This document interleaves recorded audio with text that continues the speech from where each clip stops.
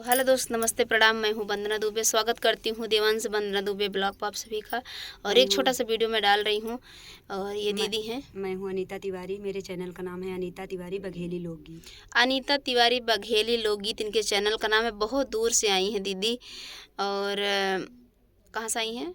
मैं भदोही से और उनके आगे मतलब भदोही के आगे चौरी से के आई हैं। आगे। हाँ जी। हाँ, चौड़ी चौड़ी नाम है। चौरी चौरी गांव है वो। चौरी। उससे 5 किलोमीटर अच्छा, आप अंदर। बात कह रही हैं चौरी, ये जो कहा जी रही। जी अच्छा अच्छा अच्छा, वही जी। है।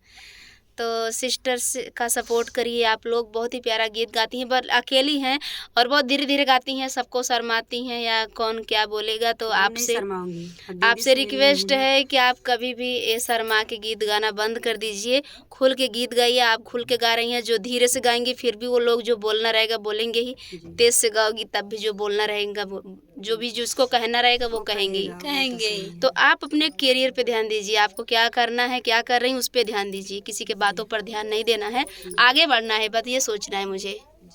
आप आगे बढ़ जाएंगी, वही लोग आपके बगल में बैठ के फिर सेल्फी लेने लगेंगे, जैसे हमारे साथ होता है।